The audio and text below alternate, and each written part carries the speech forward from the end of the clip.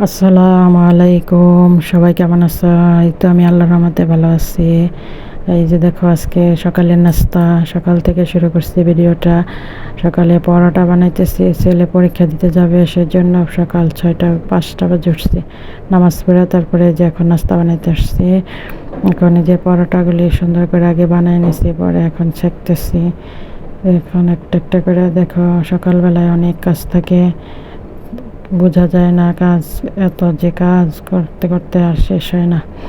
মেয়েদের জীবনটাই এরকম, কাজের মধ্যে যায়। এই যে দেখো, কতগুলি পরোটা বানাইছি, সবগুলি বানানো শেষ, ভাজাও শেষ। এখন ডিম পোস্ট করব। এই যে দেখো, ডিম পোস্ট, তারপরে রং চা বানাইছি আদা টাদা দিয়া সুন্দর করে। রং চা খাইলে গলাটা একটু লাগে। তারপর আজকে দুপুরে রান্না করছি বট। এর বটটা এইভাবে রান্না করলে অনেক মজা হয়। রান্না করার পরে যে তেলের মধ্যে পেঁয়াজ দিয়া, তারপরে তেল দিয়া, এটার মধ্যে বটটাকে একটু বাগার দিলে অনেক টেস্টি হয়। এইভাবে বট রান্না করে খেয়ে দেখো, একবার ট্রাই করো, দেখবো অনেক মজা লাগবে। মশলাগুলি ছাড়া ছাড়া হয়ে যায় আর ভাজা ভাজা হয়। বটটা খাইতে সেই স্বাদ লাগে। আর আজকের বটটা সেই মজা হয়েছিল, অনেকগুলি রান্না করছিলাম। এখন একটু ছিল, এটার একটু তেল দেওয়া ভাজা ভাজা করলাম।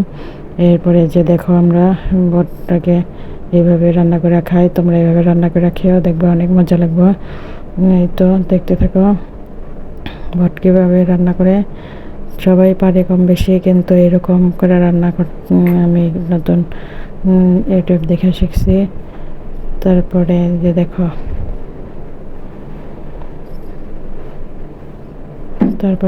যে আমাদের ঘরে একটা ফড়িং আসছে, এটার নাম কি জানি না, কি বলে এই পোকাটার নাম। তোমরা জানলে কমেন্টে জানাইও পোকাটার নাম কি। অনেক সুন্দর দেখতে, এক জায়গায় বসে রয়েছে। কি কালার এটা?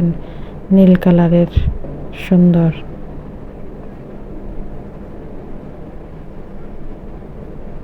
আসসালামু আলাইকুম, সবাই ভালো থেকো।